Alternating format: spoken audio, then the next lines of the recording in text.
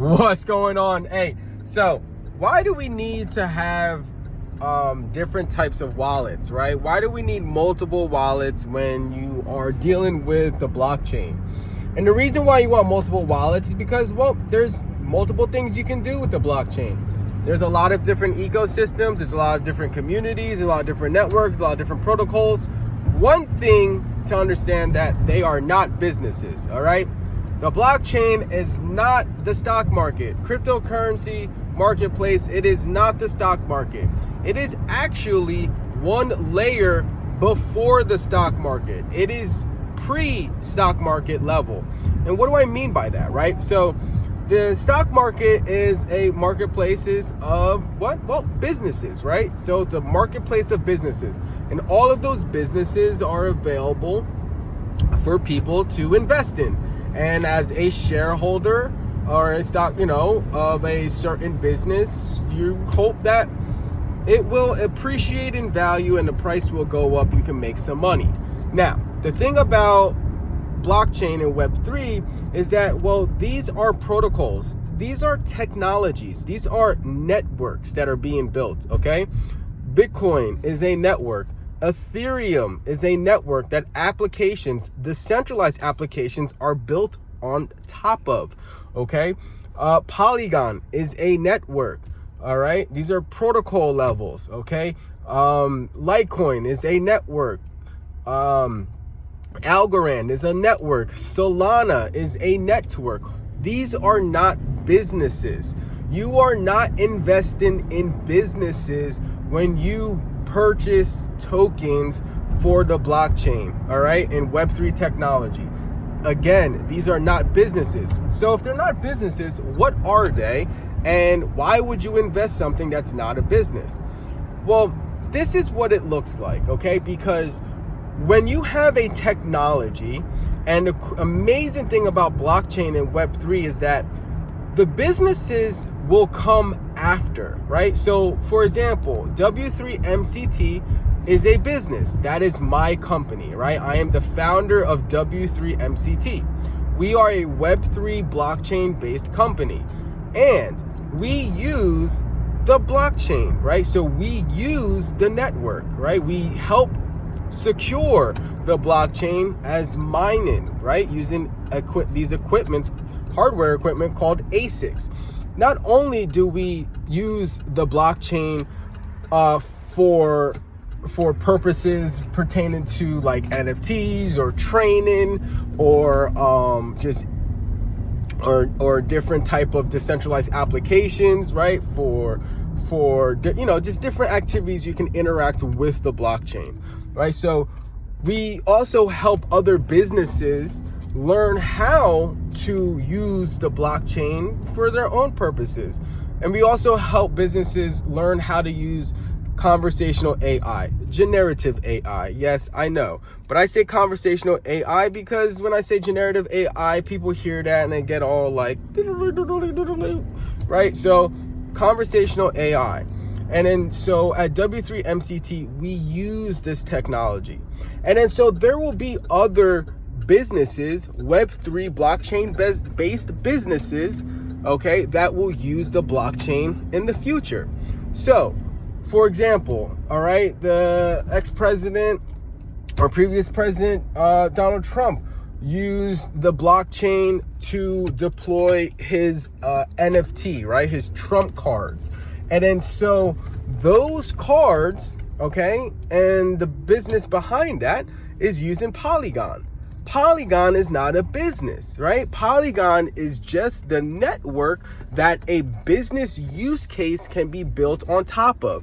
And so this network that they're building on top of, Polygon can go ahead and use it, right? I mean, not Polygon, a business can go ahead and use the Polygon network, all right? And that's just an example, all right? So you have all of these different networks. So when people are referring to the blockchain, please understand, these are not businesses. These are protocol level technologies that businesses can use, and future businesses that are in the startup stages will use, all right?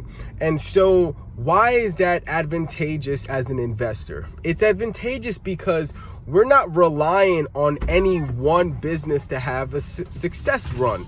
We are relying on the technology to be used by multiple businesses. So if there are, for example, 5 to 10 different businesses that's using the Bitcoin network, right? So as long as those businesses are using the Bitcoin network, as an investor in Bitcoin, you win out, right? Because you're not concerned whether or not company A will be successful. So for example, if you invest in the stock market and you invest into Apple, it doesn't matter what Microsoft does, right? It doesn't matter what any of these other businesses doesn't matter what Tesla does. It doesn't matter what Nvidia does, right? Because you're invested in Apple, right? So as a shareholder of Apple stock, right, your goal is, can I provide value? I mean, not provide, you guys got me distracted. Can my shares appreciate in value, right, from being a shareholder of Apple? And so we would look at the revenue that Apple generates through smartphones and smartwatches, AirPods, and all the different devices in the App Store that it has.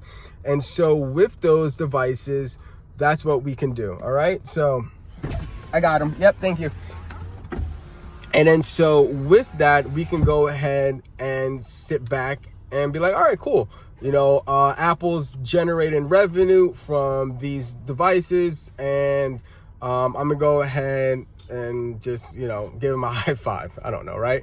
So the goal with investing in the stock market is hoping that the business will do well. Okay. Now let's take that same concept and let's bring it over to blockchain and Web3 technology. So if, for example, you were invested in all of the windmills, right? All of the windmills of the world, right? Providing renewable energy for companies. And as an investor in windmills, you get a small percentage of the revenue for any new contracts, right? So if you have a small farm that's using the windmill and they get a contract, right, using the windmill, you get a small breakdown of the windmill, right? And then so it becomes, as an investor in the windmill, you're like, it doesn't matter if company A, B, C, D, E, G, it doesn't matter which company uses the windmill technology. You're sitting there saying, as long as there's one business using windmill technology, that's cool. Now, if there's 2 businesses using windmill technology, that's better. And if there's 3 businesses doing windmill technology, that's even greater, right? So you're happier the more businesses use windmill technology, right? You're happy because you're getting a small piece of the pie. Now, if company A is using windmill technology and they happen to go bankrupt, right? Well, that's not going to affect you a lot as an investor in windmill technology. If you were an investor in company A because they are now using renewable energy, using windmill technology, and then they go bankrupt, well, then you got a big problem. But if you are the investor in the windmill technology and company A goes bankrupt, well, you're like, man, that sucks. But company B, company C, company D are still doing really well, and they're still they're still using windmill technology, right? Our windmill technology. So as an investor in it, you are happy, you're satisfied. So let's take that same concept and let's bring that over to Bitcoin. So when I hear people and institutions are talking about, oh, you're buying into all these different businesses, right, on the blockchain. It's like, no, you're not. You are not investing in businesses. You are investing in technology that businesses will use. So the goal becomes, can we get this information out there to enough businesses to use this technology? And as an investor in this technology, all right, as long as business A, B, C, D, E, G, whatever, use it, you win out. Now, you can say, you know what, that's super risky, because what happens if no business used the technology? Well, that is the big risk of being part of innovation and new technology, because there is a slight chance that the technology doesn't get adopted and nobody uses it. And so, so most people will say, well, hold on, I'm more comfortable waiting to invest in the business that uses that technology. Fine, fair enough. But if you're gonna wait for that, you're about 2 to 3 years too soon. That is not going to come until the infrastructure layer is about 80 to 90% complete.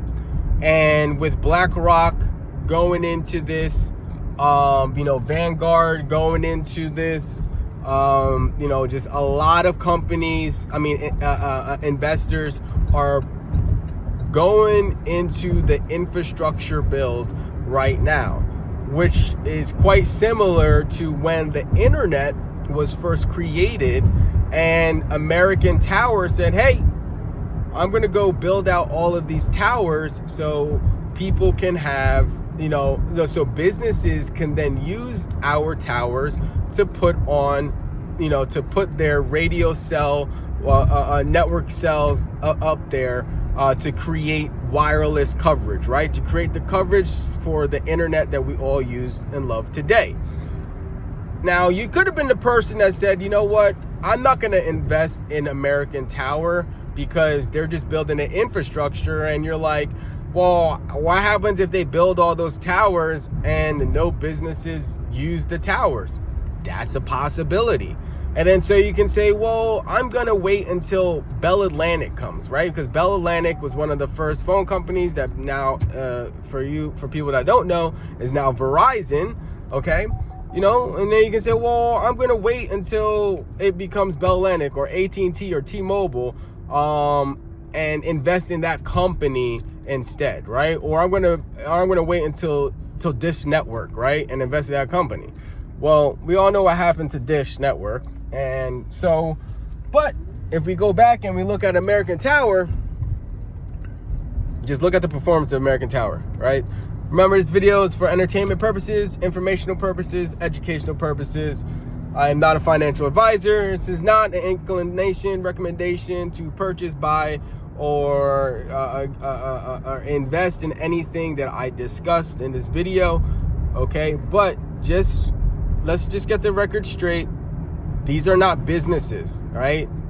Anything on the blockchain, anything on using Web3 technology, blockchain technology, it is not a business. It is not a business. Are there businesses that exist? Yes, right?